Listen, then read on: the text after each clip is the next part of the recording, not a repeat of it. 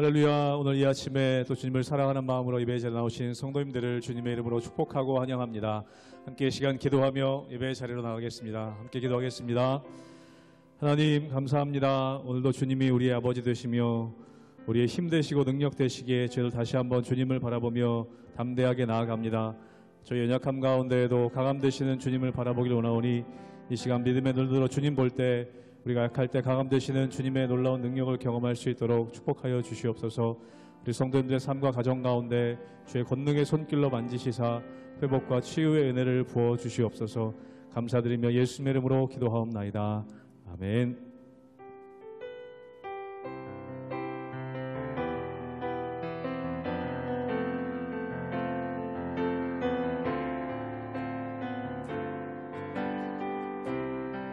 사랑하는 나의 아버지, 사랑하는 나의 아버지, 이름 높여드립니다. 주의 나라 찬양 속에 임하시니 능력에 주께 찬송하. 사랑하는 나의 아버지, 사랑하는 나의 아버지, 이름 높여드립니다. 주의 나라 찬양 속에 임하시니 능력에 주께 찬송하네. 전능하신 하나님 찬양, 언제나 동일하신 주, 전능하신 하나님 찬양, 영원히 다스리네. 사랑하는 나의 아버지, 사랑하는 나의 아버지, 이름 높여드립니다.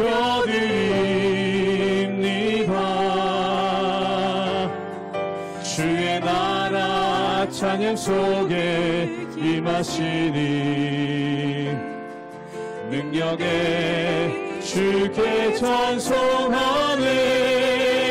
전능하신 하나님 찬양, 언제나 동일하신 주, 전능하신 하나님 찬양, 영원히 다스리. 전능하신 하나님, 전능하신 하나님 찬양, 언제나 동일하신 주, 전능하신 하나님 찬양, 영원히 다스리네.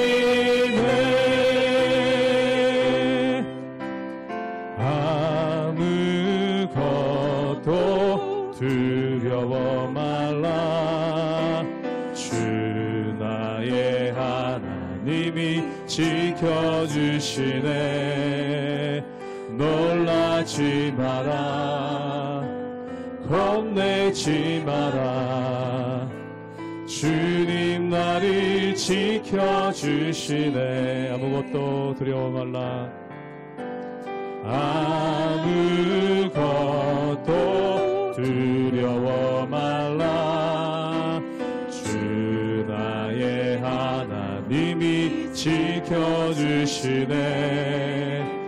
놀라지 마라, 겁내지 마라.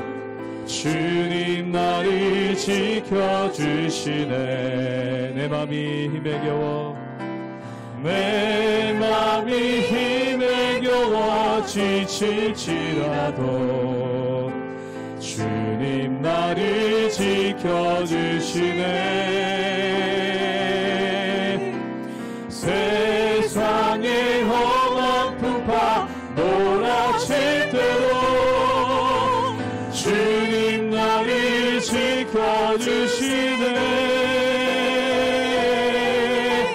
주님은 나의 산성, 주님은 나의 요새, 주님은 나의 소망, 나의 힘이 되신 여호와. 처음부터 고백합니다.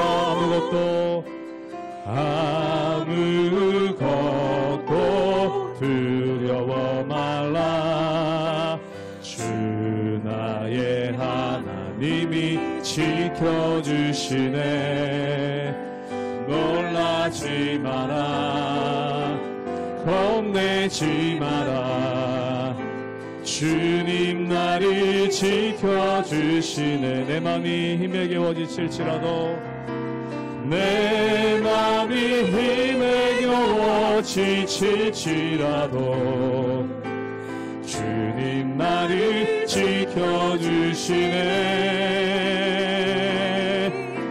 세상의 험한 풍파 몰아칠 때도 주님 나를 지켜주시네.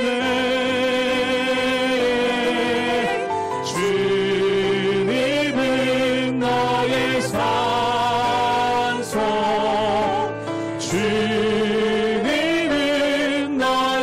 요새, 주님은 나의 소망, 나의 힘이 되신 여호와. 주님은 나의 산성, 주님은 나의 산성, 주님은 나의 요새, 주님은 나의 소망, 나의 힘이 되신 여호와.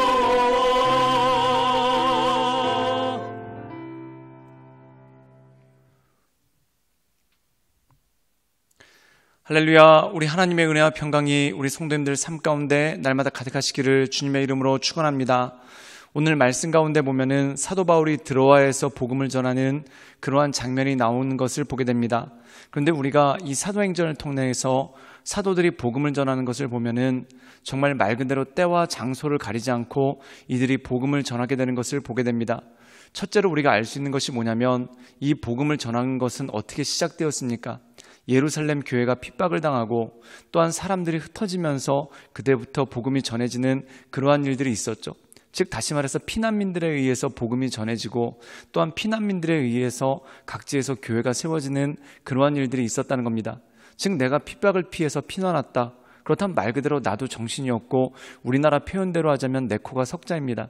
그런데 그럼에도 불구하고 이 초대교회 성도들 또한 사도들은 자기 자신을 돌아보는 것이 아니라 지금 내 처지에 복음 전할 상황인가, 또한 지금 내 처지에 교회를 세울 상황인가, 이것을 생각한 것이 아니라 때가 될 때마다 또한 기회가 될 때마다 복음을 전하고 또한 교회를 세워나가는 그러한 과정이 그 가운데 있었다는 것이죠. 사랑하는 여러분, 정말 그렇습니다. 하나님의 일이란 것이 내 상황이 되고 내 여건이 돼서 하는 것이 아닙니다. 때때로 우리에게 절박한 상황이 있을 때가 있고 말 그대로 눈앞이 캄캄한 상황이 있을 때도 있습니다. 그런데 그럼에도 불구하고 그때에도 복음을 전하고 하나님께 나가는 능력이 그 가운데 있었다는 것이죠. 이것이 무엇일까요? 바로 때를 얻든지 못 얻든지 복음을 전하는 능력, 즉 우리의 삶 가운데 지금 내가 복음을 전할 상황이든지 그렇지 않든지 하나님의 말씀 가운데 서고 또한 복음을 전하는 삶의 모습이 그 가운데 있는 것을 보게 됩니다. 우리가 시편에 보면은 다윗도 마찬가지죠. 다윗이 지금 자기가 찬양하고 예배할 때가 아닙니다. 그런데 그럼에도 불구하고 그가 마음 가운데 작정하고 하나님을 예배하고 하나님을 찬양하는 그러한 모습이 그 가운데 나오게 되는 것을 보게 되죠. 사랑하는 여러분, 복음 전하는데 예배 전하는데 때와 장소가 있는 것이 아닙니다. 우리의 삶을 통해 정말 말 그대로 때를 얻든지 못 얻든지 복음 전하는 데 힘쓰고 또한 하나님을 예배하고 경배하는 데 힘쓸 때 우리의 삶을 통해 역사하시는 하나님의 은혜를 경험할 수 있는 것이죠. 그러므로 우리의 삶이 열악하고 또 우리 삶이 벼랑 끝에 있는 어려움이 있을지라도 복음을 전파하고 하나님을 온전함으로 예배하며 나가시는 우리 모든 성도님들 되시기를 주님의 이름으로 축원합니다. 사도행전 20장 1절에서 12절 말씀입니다. 소요가 그침에 바울은 제자들을 불러 권한 후에 작별하고 떠나 마게도냐로 가니라. 그 지방으로 다녀가며 여러 말로 제자들에게 권하고 헬라에 이르러 거기 3달 동안 있다가 배 타고 수리아로 가고자 할 그때에 유대인들이 자기를 해하려고 공모함으로 마게도냐를 거쳐 돌아가기로 작정하니 아시아까지 함께 가는 자는 베로야 사람 브로야를 소바더와 데살로니가 사람 아리스다고와 세군도와 더베 사람 가이오와 및 디모데와 아시아 사람 두기고와 드로비모라. 그들은 먼저 가서 드로아에서 우리를 기다리더라. 우리는 무교절 후에 빌립보에서 배로 떠나 닷새만에 드로아에 있는 그들에게 가서 이레를 머무니라. 그 주간의 첫날에 우리가 떡을 떼려 하여 모였더니 바울이 이튿날 떠나고자 하여 그들에게 강론할세 말을 밤중까지 계속하매 우리가 모인 윗다락에 등불을 많이 켰는데 유두고라 하는 청년이 창에 걸터 앉아 있다가 깊이 졸더니 바울이 강론하기를 더 오래 하매 졸음을 이기지 못하여 3층에서 떨어지거늘 일으켜 보니 죽었는지라. 바울이 내려가서 그 위에 엎드려 그 몸을 안고 말하되 떠들지 말라 생명이 그에게 있다 하고 올라가 떡을 떼어 먹고 오랫동안 곧 날이 새기까지 이야기하고 떠나니라. 사람들이 살아난 청년을 데리고 가서 적지 않게 위로를 받았더라. 오늘 말씀 가운데 보면은 에베소에서 큰 소요가 있었습니다. 그리고 이 소요를 피해서 사도 바울이 발걸음을 옮기는 그러한 장면이 나오게 되는 것을 보게 되죠. 오늘 말씀 가운데 보면은 사도 바울이 그 소요를 피해서 움직이다가 그가 드로아에서 자리를 잡게 되는 모습이 오늘 말씀 가운데 나오는 것을 보게 됩니다. 그런데 중요한 건 뭐냐면 사도 바울이 이 드로아에서도 복음을 전했다는 겁니다. 우리가 이 사도 바울이 전도행을 통해서 각 도시마다 다니면서 복음을 전하는 상황을 보십시오. 이 도시에서 저 도시로 옮겨갈 때 쫓겨가는 상황이 있었고 또한 소요가 발생하기도 하고 또한 이 유대인들이 사도 바울을 죽이려고 쫓아오는 그러한 상황이 그 가운데 있었다는 거죠. 즉 다시 말해서 그가 계획했던 대로 정상적으로 옮겨갔던 때는 많지 않습니다. 대부분의 경우 복음을 전하는 곳에서 소요가 일어나고 또한 복음을 전하는 곳에서 유대인들이 그를 핍박하며 그를 쫓아왔었을 때 그것을 피하며 다른 도시로 갔는데 그곳에서도 복음을 전하는 그러한 모습이 그 가운데 있었다는 것이죠. 오늘 말씀 가운데 보면은 사도 바울이 드로아까지 오게 된 경우가 그렇습니다. 그가 뭔가 계획을 잡았기 때문에 또는 에베소에서의 일이 안정되어서 자 이제 드로아로 가서 복음을 전하자 이런 상황이 아니었다는 것이죠. 그가 소요를 피해서 결국 쫓겨서 드로아에 오게 되는 그러한 모습이 그 가운데 있었다는 겁니다. 근데 중요한 것은 그가 드로아에서도 복음을 전하는 그러한 모습이 그 가운데 있었다는 것이죠. 우리 함께 사도행전 20장 7절의 말씀을 읽도록 하겠습니다. 제가 읽겠습니다.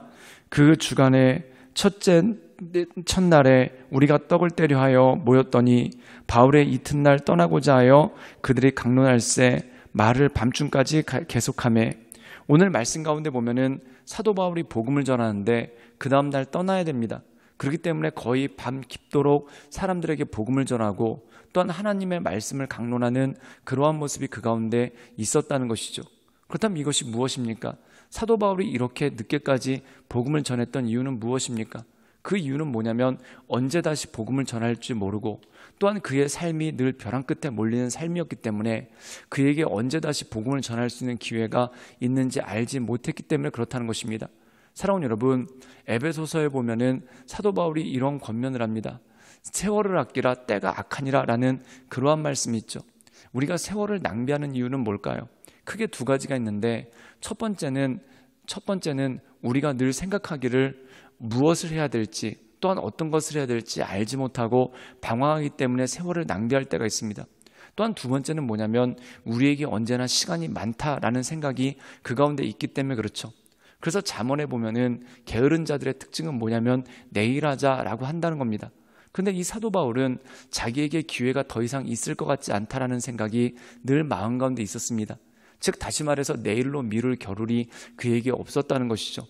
그래서 그는 이 도시를 떠나기 전에 그가 그 다음날 도시를 떠나지만 할 수 있는 한 그가 늦게까지, 또한 할 수 있는 한 많은 사람들에게, 또한 할 수 있는 한 오랜 시간을 가지고 그들에게 복음을 전하고 말씀을 강론하는 그러한 모습이 그 가운데 있었다는 것입니다. 그런데 오늘 말씀 가운데 보면은 밤늦게까지 복음을 전하다가 한 가지 일이 생깁니다. 그게 뭐냐면 유두고라는 청년이 있었는데 그가 3층 난간 위에서 말씀을 듣다가 깜빡 졸았는데 3층에서 떨어져서 죽게 되는 그러한 모습이 그 가운데 있었다는 것이죠. 사랑하는 여러분, 참 얼마나 기가 막히고 힘든 일이겠습니까? 사도 바울은 최선을 다해서 밤늦까지 복음을 전했고 또한 이 사람 역시도 졸다가 3층에서 떨어지긴 했지만 어떻게든지 피곤한 몸을 이끌고 말씀을 들으려고 하던 그러한 모습이 그 가운데 있지 않습니까? 그런데 중요한 건 뭐냐면 이 가운데 하나님의 역사가 있었다는 겁니다. 즉 하나님께서 이 유두고라는 청년을 살리시고 또한 그가 하나님의 은혜 가운데 나갈 수 있는 역사를 그에게 부어주셨다는 것이죠. 우리 함께 사도행전 20장 11절의 말씀을 읽도록 하겠습니다. 제가 읽겠습니다.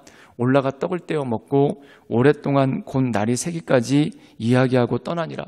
오늘 말씀 가운데 보면은 유두고라는 청년이 난간에서 떨어져 죽는 사건이 있었지만 그 하나님의 은혜로 바울이 그를 다시 살려내고 또한 새벽까지 복음을 전하는 그러한 모습이 그 가운데 있었던 것을 보게 됩니다. 사랑하는 여러분, 하나님의 역사는 언제 일어날까요? 우리가 하나님의 복음을 전하기로 작정하고 또한 그의 은혜 가운데 나갈 때 하나님의 역사가 일어나고 하나님의 일들이 일어나는 것을 보게 됩니다.